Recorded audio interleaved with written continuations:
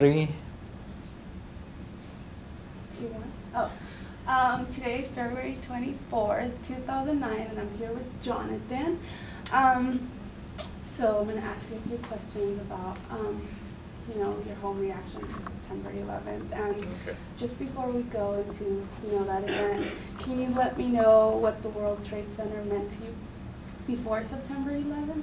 Well, I mean, I don't even think I thought about it before September 11th. They were just two tall buildings in New York. I mean, I've never been to New York. I lived in California, well, up until that point my whole life. So might as well have been in a different country, before it happened. So now can you briefly tell me where you were on September 11th? It was the last month I was in the Russian course at DLI, and we were actually had a command safety briefing. So I'd been up for like 2 or maybe 3 hours when it happened. And we had just gone over what happens if you get captured as a POW. And there had been a phone call to the sergeant in the back of the room, and we actually, some people overheard it.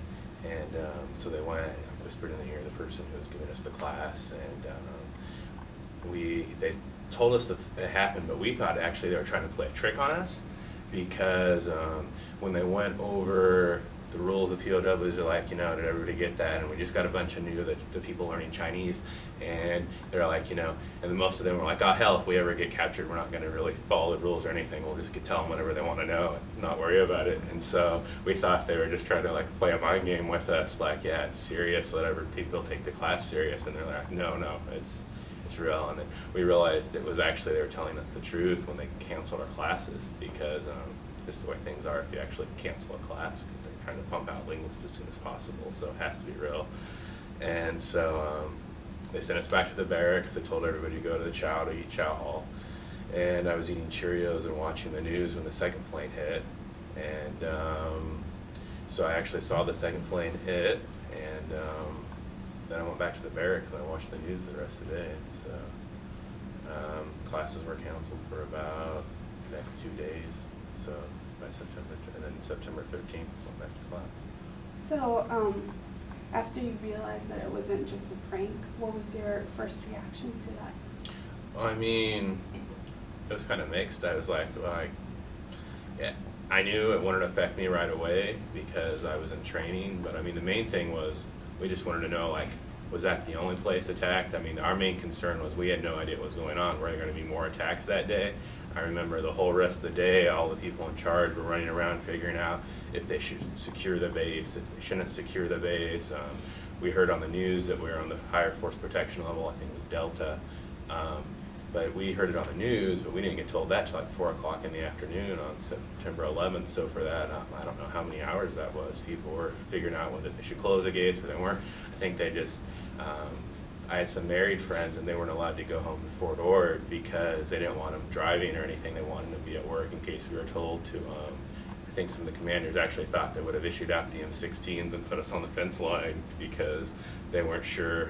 Because DLI was looked at as a really soft target because there's nothing really there except for linguists, but you can knock out about 3 years worth of linguists if you did an attack there, so it would be a decent target.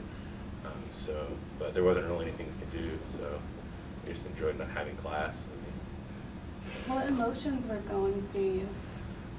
Actually, I guess it was more curious, wanting to know more information. I remember a lot of the senior cadre there, they actually thought that I remember one of them when we first got to work, he was like, this is just like in that one Tom Clancy book. And I remember, I think really a lot of us, there wasn't like a surprise, because there were a lot of intelligence analysts and stuff there, and there's so many threats made against the U.S. every day that it was bound to happen eventually. And so there was it was kind of at one point it was scared, not knowing how it was going to affect your life personally, but the other wasn't oh, how could this have happened? It was well, this could actually happen pretty easily. So it wasn't the surprise on, we're safe with this. So, I guess that's kind of. Were you directly impacted? Not right away. I knew people who were. The Marine, any Marine language instructors that spoke Arabic, they were gone by September 15th. I guess to get ready to go to Afghanistan or something like that. some of my friends, anyone who was learning a language that wasn't important, they put them on the gate in guard duty. We had guards and crutches just so they can meet the requirement to have so many people on the gate. But I mean, actually, the biggest way it affected me is I had a graduation test that was canceled because everybody had to go to meetings. So. And when did you realize the significance of September 11th? Probably as soon as it happened, because I mean, everybody at work started getting ready to react to it. I mean, we had I don't know how many meetings that day, and things kept changing. So I mean, it kind of got to me and my friends pretty quick. So since the event, how has this impacted your life? Wow, I mean, both my best friends are in Iraq right now. I've been to Iraq, Afghanistan. I don't know. I probably would have spent only 5 years in the Army instead of 8 without September 11th. I could probably talk for hours if you want to talk about that. Really? We don't have hours. Yeah.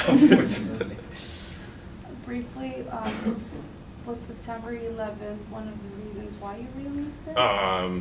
Indirectly, and not directly. It caused a bunch of things to happen. Have September 11th not happened, how do you think your life would be different now?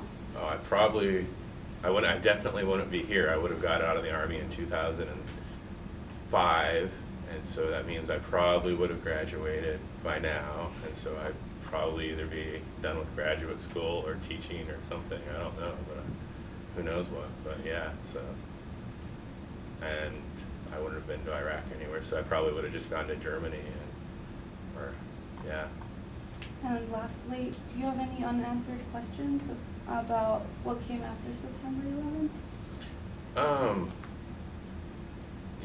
What do you mean by specific, like what came after, like? Like after, like the war and... I mean, I don't know, because for me, because the first year after that I was overseas. I was in Germany from 2002 up until just a year ago.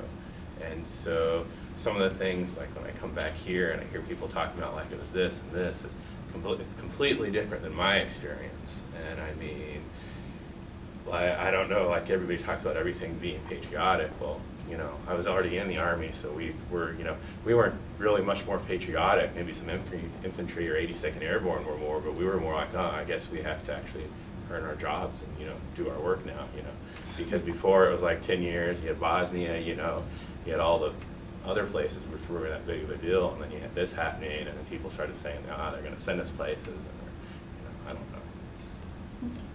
Thank you. I didn't know.